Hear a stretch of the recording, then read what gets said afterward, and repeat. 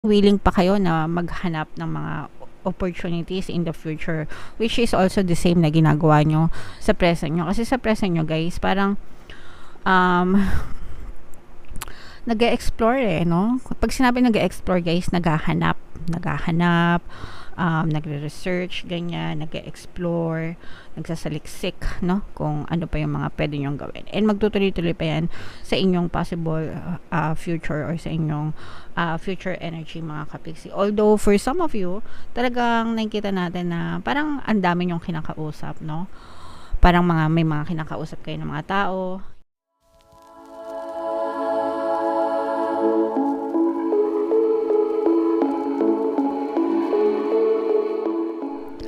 Hello guys, hello Sagittarius, welcome back to Pinay Pixie Tarot.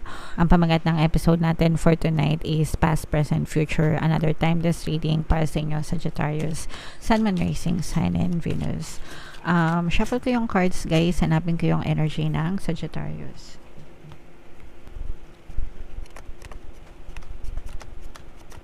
Alright, so Sagittarius guys, kayo ay represent ng King of Wands sa ating spread. Combination mga kapiksi ng positive and negative energy, general reading lang. Pwedeng mag-resonate, pwedeng hindi. If in case hindi kayo naka-resonate guys, pwedeng yung panoorin ito next time, next year, next month, next week, kahit kailan. Kasi by those time, pwede na siyang mag-resonate sa inyo. So, eto mga kapiksi, no, sa inyong recent past, etong nasa babang spread natin, ito yung energy nyo sa recent past. Meron ditong presence ng water sign, Cancer, Pisces, Scorpio. For some of you guys, nung mga time na nagkaroon kayo ng mga financial difficulties, financial problems, ganyan, merong tumulong sa inyo para makarecover kayo, okay? This can be your friend, best friend, pwedeng kamag-anak nyo, pwedeng partner nyo, a specific person. Pero yung iba sa inyo, malaki yung utang na loob nyo dito sa person na to. Kasi kung hindi dahil sa kanya, parang hindi kayo uunlad, hindi kayo aasenso, or hindi kayo makakabawi sa mga pagkakasadlak nyo. Or pwede rin naman na kayo yung tumulong dito sa person na to, mga kapiksi, during those time na meron siyang financial difficulty. So, roles can be reversed, guys. Pero, yung iba sa inyo, guys, nararamdaman natin na nung nakabawi na kayo naman yung nag-share ng blessings, or kayo naman yung tumutulong sa kapwa nyo, mga kapiksi, which is a very, very good thing to do because good intentions yan. And, syempre, kapag good intentions yung ating ginagawa, babalik at babalik din sa inyo yung good karma, mga kapiksi. So, very blessed kayo kahit na talaga nagkaroon ka. At saka yung iba sa inyo, sorry. Yung iba sa inyo guys, parang feeling ko, comment down below if naka-resonate kayo, no? Marami kayong mga pinagdaanan na hirap, no? Yung iba sa inyo, pwedeng laki kayo sa hirap, guys, no? Alam nyo naman yung most of us, diba? If not all. If not all talaga, most of us, mga Pinoy, syempre third world country, ganyan. Laki tayo sa hirap, diba? Talagang naramdaman natin, struggle is real. Noong mga panahon ng mga magulang natin, ganyan. Swerte na kung talagang well off yung family mo, pero marami sa mga Pinoy talagang banat, no? Banat sa hirap, laki sa hirap, ganyan. Sanay tayo sa ganong klase ng buhay, mga kapiksi. Pero yung iba sa inyo, parang yun yung naging inspirasyon nyo, yun yung naging motivation nyo, yun yung naging driving force nyo para pag-unlarin at pagsikapan yung inyong trabaho or negosyo or yung buhay nyo para talagang i-blessed kayo. And nakikita naman natin na maganda yung epekto niyan sa inyong past energy, mga kapiksi. Alright? Now, sa inyong present situation, nakikita natin na hindi pa rin kayo tumitigil, mga kapiksi. Kumbaga, pwedeng umuunlad na yung buhay nyo, pwedeng naka-recover na kayo, guys. Yun din, yung iba sa inyo, parang sa tulong din ng ibang tao sa paligid nyo. Kumbaga, hindi kayo nag-iisa. Syempre, credit nyo yun sa sarili nyo, pero may mga tao pa rin na tumutulong sa inyo, mga kapiksi. And may mga gabi na kumbaga parang may mga gabi na nai-stress ka pa rin kahit na gano'ng ka-stressful ng buhay, kahit na alam niyo yun, 'di ba? Pero nakikita natin na talagang tuloy-tuloy pa rin kayo sa pagkilos, tuloy-tuloy pa rin kayo sa pag-explore, no? Kung ano talaga yung para sa inyo, kung ano talaga yung mga pwede nyo pang gawin sa buhay nyo para lalo pa kayong sumagana. Yung iba sa inyo guys, parang hindi kayo napapagod. Although pwedeng pwedeng napapagod, pero you still keep on moving, no? Kahit na pagod yung katawang lupa nyo, minsan kasama yung isip nyo, mentally drained, ayan, no? Talagang mentally drained kayo, ganyan, pero hindi siya nagiging showstopper sa inyo. Kumbaga, parang hindi nyo ginagawang dahilan yon para tumigil sa buhay, no? Talagang tuloy-tuloy pa rin yung pagkilos nyo, pagtsatsaga nyo para talagang ma-maintain, no? Kung ano man yung lifestyle na meron kayo, gusto nyo siyang ma-maintain o kaya naman gusto nyo pang higitan, no? Kumbaga para talagang unlad, asenso. And okay lang yun, guys, kasi wala namang masama mag-aspire na maging masagana yung buhay. Lahat ng tao ganun, kahit ano pang lahi, mga kapiksi, no? Ang goal natin lahat is umangat at umasenso sa buhay, guys. And meron tayong presence sa inyong future, guys. Meron tayong presence ng fire sign, earth sign energy. Yeah, for some of you, willing pa kayo. Parang willing pa kayo na maghanap ng mga opportunities in the future, which is also the same na ginagawa nyo sa present nyo. Kasi sa present nyo, guys, parang nag-e-explore, no? Pag sinabi nag-e-explore, guys, naghahanap, nagre-research, ganyan, nag-e-explore, nagsasaliksik, no? Kung ano pa yung mga pwede nyong gawin. And magtutuloy-tuloy pa yan sa inyong possible future or sa inyong future energy, mga kapiksi. Although, for some of you, talagang nakikita natin na parang ang dami nyong kinakausap, no? Parang may mga kinakausap kayo ng mga tao, yan, yung mga kung parang open yon pa yung pala ibig sabihin, kaya kayo nakikipag-usap.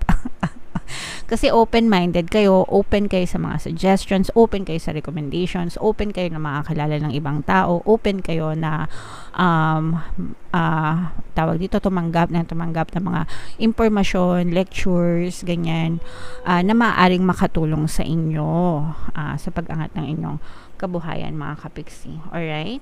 At saka yung iba sa inyo, although parang feeling ko yung iba medyo may takot kayo na lumabas sa inyong comfort zone, pero in the future, guys, mapaglalabanan nyo yung takot na yon and parang mapupush ka rin, no? Na lumabas ng iyong comfort zone, knowing and understanding na talagang kung gusto mong umunlad, most of the time nasa labas ng comfort zone mo yun, okay? So yung iba sa inyo magre-risk na lumabas ng comfort zone para mag-explore pa, maghanap pa, and makakilala pa ng mga tao na pwedeng makatulong sa inyong mga kapiksi. Alright? So, go lang, guys. Explore lang ng explore. Labas-labas ng comfort zone hanggang sa makita nyo talaga kung ano yung para sa inyo, masatisfy kayo, and eventually, masettle nyo rin. Okay? So, comment down below, guys, Sagittarius, if naka-resonate kayo and itong mga blessings na to na currently na-experience nyo, email nyo lang yan sa comment section, and palagi nyo lang sabihin, I am blessed, money come to me, palagi ko may pera and palagi ko nagkakapera. I-comment nyo na rin yan sa baba, mga kapiksi, para talagang magtuloy-tuloy yung magandang daloy ng kabuhayan mo. Alright? So, i-shuffle ko to, guys. Tignan natin yung mga additional na mensahe sa inyo. Habang sinashuffle ko to, panoorin nyo muna tong video natin regarding sa ating paano mag-manifest ng abundance video course. Kapiksi, sawa ka na ba sa mga struggles at hirap sa buhay mo? Masipag ka ba at masikap sa buhay ngunit hindi ka pa rin umaasenso? Ilang beses ka na bang nag-attempt magnegosyo at mag-invest pero palagi ka pa rin nalulugi? Sa pagkakataon na ito ay maaaring may subconscious beliefs ka na nagiging balakid sa iyong pag-unlad at pagyaman. Introducing, paano mag-manifest ng abundance video course. Dito ay matututunan mong ma-overcome ang mga balakid mo para tuluyan ka ng umunlad, umasenso, sumagana, maging matagumpay, successful at maswerte sa iyong kabuhayan, pera, trabaho, negosyo, salapi at kaperahan ng bonggang-bongga. Dali, mag-send na ng email sa pinoypixitaro@gmail.com at simulan na ang iyong pagyaman ngayon. Alright, so gusto mo bang yumaman? Kapiksi, kung gusto mong yumaman, umunlad at umasenso ng bonggang-bongga, mag-avail ka na ng course kasi sobrang ganda talaga niyan, guys. And good news, no? Dahil malapit na magpasko, extended ang ating sale until November 30, mga kapiksi. Magbibigay ako ng 10% discount sa lahat na mag-avail ng course, guys. So mag-avail na kayo habang may sale. And meron din tayong email coaching, manifest your desires using the law of attraction. If meron kayo mga specific na gusto nyong i-manifest, pwedeng love and relationship, pwedeng money or career, pwede kayo magpabook ng email coaching session with me. Mag-send lang kayo, guys, ng email sa pinoypixitaro@gmail.com. So, ito yung ating additional message guys. Sobrang ganda. Unang-una, prosperity. Yeah! So, abundance to mga kapiksi, prosperity, kasaganaan, pagpapala, blessings, no? The universe is pouring its abundance out to you. Be open to receiving. So, yan yung sinasabi ko sa inyo guys na magtutuloy-tuloy talaga yung daloy ng blessings, pagpapala, abundance sa buhay nyo. Kaya dapat tuloy-tuloy din kayo sa inyong ginagawa. Always be grateful mga kapiksi para maging open kayo sa pag-receive, sa pagtanggap. Pag sinabi kasing receptive guys, dapat open kayo sa pagtanggap, ready to receive ng mga blessings. So, para gawin yan, dapat palagi kayong grateful and appreciative. So, grateful, nagpapasalamat, ina-appreciate yung lahat ng blessings na dumadating sa inyo, kahit gaano kaliit, kahit gaano kalaki. Kasi yung iba, sumasweldo na nga, kahit maliit, tas nagre-reklamo pa. Ano ba yan? Late naman ang sweldo ko. So, imbis na magpasalamat na, thank you Lord kasi may sweldo pa ako, nagreklamo pa no dahil dun sa sweldo niya. Abay magpasalamat nga at may sumusweldo pa, 'di ba? Kahit papaano nakakabili ng pagkain. So, imbis na magreklamo guys, i-convert nyo yung energy nyo into gratitude para talagang maging open kayo sa pagtanggap ng mga blessings mga kapiksi. Alright? So, imagine nyo na to guys, blessings, prosperity, pagpapala, and of course, transformation, pagbabago. Okay? So, may mga magagandang pagbabago pa na dadating sa inyo sa buhay nyo, especially dito sa inyong possible future, di ba? Sabi ko nga sa inyo, yung iba sa inyo maaaring lumabas ng comfort zone. And yung paglabas ng comfort zone nyo, yung pakikipagsapalaran nyo na yon guys, maaari yun yung magdala ng mga magagandang pagbabago and more blessings pa sa buhay nyo. Kasi, come to think of it mga kapiksi, diba? 1 plus 1 equals 2 palagi. So, kung gusto nyong you cannot expect the same, you cannot expect different result if you're doing the same thing over and over again. So, ibig sabihin, kung paulit-ulit yung ginagawa mo, yung resulta paulit-ulit din. Kung gusto mo magbago yung resulta, dapat magbago yung formula mo. So, kung hindi mo siya nakakita sa loob ng comfort zone mo, maaring nandun siya sa labas. Okay? That's why, ina-encourage natin yung iba sa inyo na kung gusto nyo talagang umunlad, umasenso, ganyan, hanap-hanapin nyo sa labas ng comfort zone nyo. Kung lahat ginawa nyo na within yung comfort zone pero wala pa rin, baka nandun na sa labas yung tamang formula, yung formula ng abundance para sa inyo mga kapiksi. So, wag na kayong magpatumpik pa. Okay? So, imagine na to, mind abundance, mind prosperity, mind changes, happy changes, diba? Mind big changes. Yan, ako, i-comment yan lahat sa comment section mga kapiksi. Para talagang ma-experience nyo sila sa inyong 3D, sa inyong physical reality. And for some of you, if meron kayo right now na partner, specific person sa romance, mga kapiksi, the love you have shared is eternal regardless of your situation. So, yung love nyo sa isa't isa, eternal yan, pang forever, kahit ano pa yung circumstances or sitwasyon na kinakaharap nyo. Pagdating sa relationship, guys, ipagdasal nyo lang and always affirm, diba?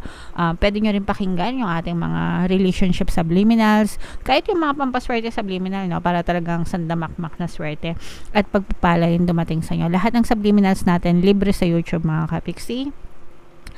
Pwede nyo i-combo-combo yung mga love relationship gamitin sa mabuting intention lang, wag sa kalandian. Alright? Kung gusto magpa-customize guys, pwede rin mag-send lang kayo ng email. Okay?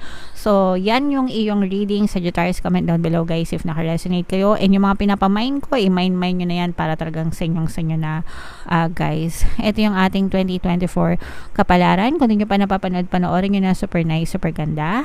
And ito naman yung ating success stories ng paano mag-manifest ng abundance video course. Thank you for liking, sharing, and subscribing mga kapiksi, and see you again next time. I love you all guys. Have a nice day. Bye-bye.